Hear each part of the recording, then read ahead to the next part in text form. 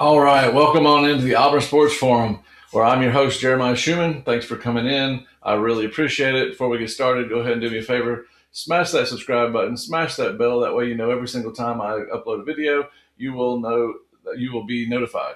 Um, Today we're going to talk about Alex Golesh because this portal is getting a little crazy. We've lost a lot of big players. And I just want to reiterate what he said because I think a lot of fans have forgotten. I think that they need to start remembering what our head coach said, and I also need to be remembering that we asked for this. So the thing is, when Alex Golesh came in here, actually, you know what? I'm going to go back even further than that. When Hugh Freeze came in here and did what he did, we were all excited. He was a recruiting guru, and he really got to work. I mean, Hugh Freeze did a fantastic job of getting to work to recruit those players. Fast forward 3 years, and we understood that he recruited a lot of high school talent, but when it came to retaining players, getting players from other teams in the portal, he didn't know what he was doing. He even said so on the David Pollock show. He said, when I got here, I had to ask the staff, how in the hell do we do an NIL deal? So he came up with a strategy, and that's set a bag up on the table and say, hey, there's a whole crap ton of money. Do you want it? If you want it, come on. If you don't, bye-bye. And that was his strategy. He didn't have any kind of a strategy other than just paying players. And that is a horrible strategy. I think a lot of teams in this country do that exact strategy.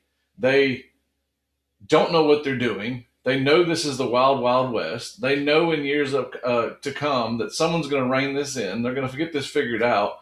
And you have a coach at Auburn, now in Alex Golesh, that says, I'm going to be that standard. I'm going to start that trend. Now, I'm going to tell you, I don't know if y'all understand what it takes to be a leader. I'm not saying you do. I'm not saying you don't. But when you have a guy like Alex Golesh, he hasn't been in the limelight. He hasn't been the most important, in the front of all the newspapers coach. But he's getting an opportunity at Auburn. He's not going to let it go. But he's also not going to do it the wrong way because he wants to be able to sit his head on his pillow at night and be able to sleep. So what I think is so important, and the characteristics I'm seeing out of this coach Alex Golesh, is that he's sick of it too. He knows that in the future that this is not going to be the wild, wild west. So I hate to say it. I don't know why Auburn always has to be the team to do it. But if he completes what he's doing and does what he says he's going to do, which is set the standard, not pay players, I guess you call it not paying for potential. You're paying for what you do on the field. You have to prove to me. It's the show me state. You know what I mean? I mean, it's basically he is already starting a process to where when they do change it, Auburn's going to be 3 years ahead of everybody. Could you imagine a Texas A&M, a Georgia, an Oregon, a freaking Ohio State? What's going to happen when they cap this thing? When they say you can only pay a player so much, you can only do so much for this player or that player. It's going to be the wild, wild west exodus for those teams. And Alex Golesh is going to be sitting down here laughing. My opinion. That's just an opinion. Come at me in the comments. But what he's doing is he's doing it the right way. And in his press conference, he said as much. He said, when I sit down with these players, I'm going to ask them, do you want to be here at Auburn? Because you know what? I know, and everybody else knows, that understands this sport and loves this sport, that loyalty to a football team, loyalty to a university can still be a thing. And so Alex Golesh said as much. Do you want to be here at Auburn? Do you want to build this with me? If the answer is no, well, then we have nothing further to talk about. If the answer is yes, well, let me see how I can fit you into my program. If I can't, well, then I'm going to tell you I can't. If I can, then we're going to go to this incentive-based contract, which, I mean, is very lucrative anyway. I mean, I was hearing some of the wide receivers that have walked out the door. We're getting a very lucrative deal, but with incentive-based, but the incentive added up to being more than what the other offers from the other schools were going to be. The incentive part of it makes a ton of sense. So when you're doing it the right way, like Alex Golesh said, and you get these guys to buy in as a team, Well, now you've got connection to a team, love for a team. You want to play and win for that team, which gives you that fourth quarter edge, bigger than what you're seeing in today's college football. Yeah, you can put some good players on the field and they can come up with an edge, but you want to get a brotherhood. You want to get those 11 on offense, those 11 on defense, playing together like they're one cohesive unit. Like they are going to die. They would rather die than let down their brother to the left or to the right of them. That is what I love about this sport. That is what Alex Golesh loves about this sport. And he understands that in the future, not right now, you're going to have to be mocked right now. And that's what Auburn's going through. But in the future, Auburn is going to be so far ahead. And there's other teams that are starting to lean towards this incentive-based program as well, because there's no boss here. There's no commissioner here. The universities are going to have to police themselves. But what's going on right now, everybody's being greedy.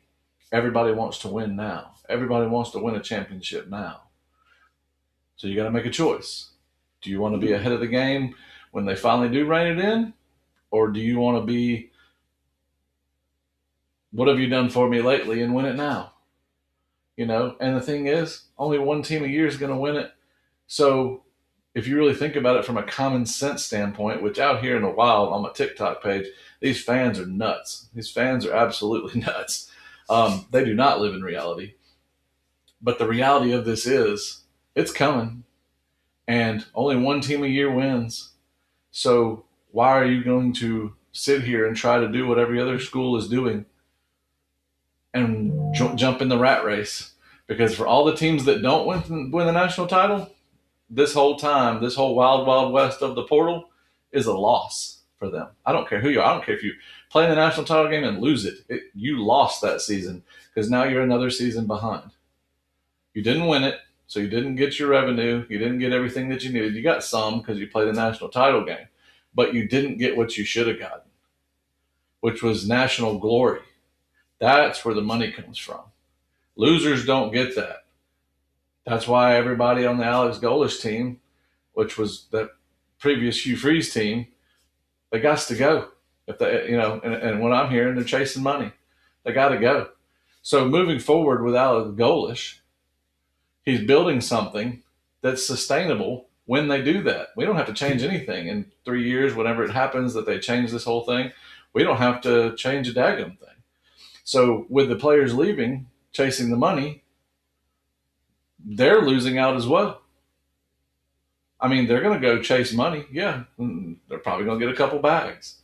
But what they're not understanding is 1 or 2 years with huge bags is not worth 20 years of medium-sized bags, with the latter years being humongous bags. I mean, go ask some superstars in the NFL how much money they're making after they get out of the NFL. It's a good bit. Look at Tom Brady. Look at the greats of the sport. Peyton Manning, Eli Manning. They got TV shows. They got deals. Like, if you become great, and I mean elite, and you win, world championships, and you win Super Bowls, and you win titles, and you win Heismans, and you win all this kind of stuff, you become great. That's where the money is. But these guys right here, they're going after peanuts. I mean, $4 million? Really? That's what Cam Coleman wants? $4 million? That's it? So he's going to do $4 million. What happens if he goes and he just left a family type atmosphere at Auburn? That's why everybody at Auburn, you see in social media, everybody's hurt by it, because it's a family. We buy in like a family when you come here, especially when we recruit you and you come in as a freshman. I mean, especially that. But even if you don't, I mean, look at Singleton. He's one of ours now. We love to have him here, but I think he's leaving. But the thing is you have $4 million is all Cam Coleman wants. Instead of staying, being developed, I understand we're going off the past here, and we have a losing trend over here at Auburn. But this head coach is a great developer. Look at his track record. He's got great staff. He's got 52 years of SEC experience on this staff. That's way more than last season. That's way more than Harson's staff. So now you've broken that with Auburn, and you're going to just go chase a bag, and you're hoping that works out. And what if it doesn't work out? What if it goes to an Alabama where he's, not playing up to his potential, or whatever the case may be, and he's sitting on depth chart? Well, then he gets drafted 3rd or 4th in the NFL, which, I mean, we all know the higher you get drafted, the better you are. money-wise. Well, that's not good. You know, I mean, I just think it was a dumb move. I think it's a dumb move for all these guys from any team to be jumping. Now, some guys, when you get told by a coach, hey, you just don't fit my scheme, that's cool. Move on down the road. That's fine. But it shouldn't be based on a player just sitting there going like, well, I'm jumping for money, and he just keeps jumping around. Like, find a home, invest in that home, invest in those fans, and you will find out that there is so many more years of success that come behind that based on just this one or two. Like, you're connected to nobody. If you're known as a jumper, like, I mean, it just doesn't sit well with people. Like, yeah, they'll accept you and they'll say, yeah, you're our wide receiver, but you're going to be forgotten because you haven't been with them long. You came and you went. I mean, you're a flash in the pan. Like, it's just crazy. So Alex Golesh understands all of that, and he's trying to build something. I mean, look at the quarterback. He hasn't said he's coming here yet, but imagine if Alex Golesh's quarterback comes here. He's had him for 3 years. This is going to be his fourth. So he might have had him for 2 years, and then this is his third. But they're connected. I mean, Byron Brown said down there to a reporter that the reason that he didn't leave the previous years was because of Alex Golesh. Now, you have players saying that. I mean, how many players say that about Hugh Freeze, other than for money? I mean, that's the guys that were coming were for money. We know that now. He just setting bags on the table. So Alex Golesh building for the future. So I'm just begging all Auburn fans out here, man, trust this process, because these guys got to go. I mean, on social media, you're going to see, oh, you're at 29, you're at 30, 31 players. Yeah, we're purging, buddy. We're purging. And the guy that we thought was family just let us down. I didn't think Deuce was family because he came from Notre Dame. He came for that bag. And, he wants to be highlighted now, which he's not even ready. I don't care what anybody says, Mercer game or not. Deuce Knight is not ready. I hope he goes somewhere and starts. He's going to look like a Marcel Reed to me, which is subpar. Now, is Deuce great? Absolutely. He could be elite, but he's choosing money over being developed. Go watch Cam Newton's show. He says the same thing. He talks to these guys. They want money now over development for later. Sad, guys. It's sad. So we're purging this thing, and we're purging this for the future. And I understand everybody's going to say, well, didn't y'all say that 5 years ago? Absolutely not. We had a Gus Malzahn, we called 8-4 Gus. We had a Potato come in here, and Brian Harsin from Idaho, Mr. Potato. He didn't do a damn thing other than just ruin the culture here, didn't recruit, brought all of his players from that other division with the Mountain West or whatever. Yeah, he didn't bring, I mean, there wasn't a lot of Boise State people that came with him, which was telling as well. But he brought a lot of players that he knew he had connections out there. It wasn't surprising he's the offensive coordinator at Cal. That's where all of his history is, all out there, and he's bringing those players in. But he ruined the culture here, ruined, set us back 2 or 3 years. Then you have Hugh Freeze come in looking like a savior, but now that he's left, and I got a pushback on that, people said, well, Hugh Freeze left this program better than he found it. Well, that was true up to about 2 weeks ago. Then we find out all he did was set bags on the table. So now you've set a precedent for that. And those players you set on the bags on the table, surprise, surprise, they're leaving for more bags. So I think he set back the program a little bit. And now you have someone in Alex Golesh that came in here and he's setting his foot down saying, I'm changing the culture here. I have a standard, I have a program, I have processes, and I'm going to follow those processes. I'm going to follow my gut. I'm not going to let these players push me around. We're going to do what we got to do. We're going to keep who we need to keep, and we're going to let the other ones go. If you don't want to be here, go. Bye. See you later. Hasta la vista. Done. And I love that, because this should have happened after Gus left. We should have purged when Gus left, but we didn't, because in this day and age of football, it's what have you done for me lately? Do it for me now. Quick, hurry up. But Alex Golesh is like, whoa, calm down, y'all. Like, this is a rebuild here. This is going to be rebuilt. Now, here's the cool part. With his rebuilding, with his standard, with his processes, with the way he recruits, with the way he handles the portal, with the way he handles money, all of this can be fixed in a year. You got to get guys in here that want to be here, that understand the standard and accept it, want to become elite, want to play the game of football for a team and buy in. These are the players Alex Golesh is looking for. So in the portal, do not expect him to just go after the highest dollar player. He's going to go after what fits, what makes sense for his scheme, because look at what the man's done. I mean, I won't go back beyond Tennessee, but Tennessee, he comes in there in 1 year, turns that thing around, goes to 9th in the country in offense, and the second year goes to number 1 in the country in offense, and now he's down in South Florida and turned that into a number 2 program on the offensive side of the ball, him and Joe Gordon. I mean, why can't he do that here? Why don't y'all trust this man? I mean, that's what he's doing. He's doing the same thing he did there, here. But yet when Cam Coleman says, hey, peace out, I want a bag, y'all get pissed. Like, it makes no sense. Hey, Deuce Knight, I already knew that was coming. I could tell his mentality. Bags, give me bags. I mean, he's from Lucedale, Mississippi, right up the street from where I'm recording this. And that's what that kid's about. And he's proving it right now. All these kids are proving to people what they're about. But I'm going to tell you one thing y'all don't know, the ones that have watched the videos know, go watch a video on Byron Brown. Watch how humble that dude is. That dude's going to surprise you, the mentality that guy has, the personality that guy has, the character that guy has. If he comes here. I'm not saying he's coming here, so don't come at me. If he comes here, I'm going to get excited because I know the quality and the mentality of the player I'm getting. So I don't understand why everybody's crying about these people. As my dad told me, when someone shows you who they are, freaking believe them. Move the hell on. Alex Golesh is showing you. He is rebuilding your program. Yes, it sucks to say rebuild and you're tired of it, whatever. Look at his past. It tells you what his future is going to be. And he's done it in the SEC, and he did it with a program that had 4 wins in 3 seasons.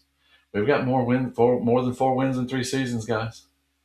You know, and as we all know, because of the portal, all these damn SEC teams, they're getting thin because the parity is getting better because everybody's leaving for money. So there's no team stacking 5 stars on top of 5 stars through the different levels of each position. I mean, they're getting thin at places. Georgia's doing the best, in my opinion. Alabama seems to be doing okay. But as the years go, these guys want playing time, and as we all know, they're going to run for the hills and run for another team, and it's thinning out. That's why you get some of the people like Mississippi State, South Carolina, Auburn. You know, we're at the bottom of the barrel these last couple of seasons, but yet we still right there, almost beating the top people in the conference. I mean, that's why that happens, because they're not able to stack 5 on 5. I mean, 5 stars on 5 stars on 5 stars through the depth chart. So when you're rebuilding something, Alex Golesh, I mean, to be honest with you, the mountain isn't very tall to climb.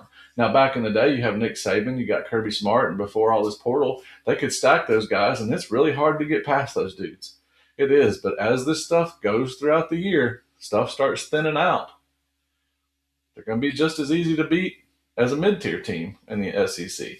Yes, they will have those guys, because I know at Georgia, they develop, they recruit, they get that mindset piece. They're dogs over there. You know, I mean, hell, their head coach is a dog. I mean, he does anything to win a game, you know, and that's important. That's what we're looking for.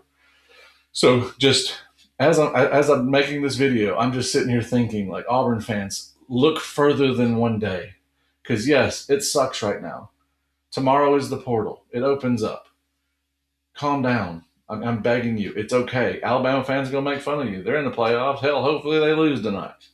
Then they're going to be no better off than we were, even though they made it a little bit further. They got a couple more insignificant wins than we do.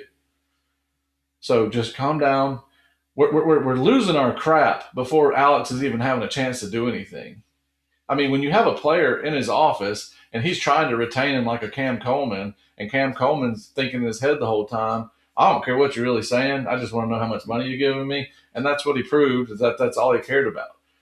You know, and just one more little caveat on Cam Coleman. I really think that brand new hot head moving up the charts agent of his was his problem. Now, I understand agents are supposed to get you the most money.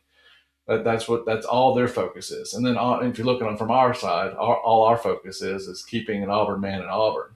And so when you have a hothead agent saying, hey, you can get more, I mean, 20-year-old kid's not going to want more. You know what I mean? More money? Oh, hell, well, you're going to have to jump in the portal to get it. Oh, okay. And so I think he was a little devil on the shoulder, if you know what I mean.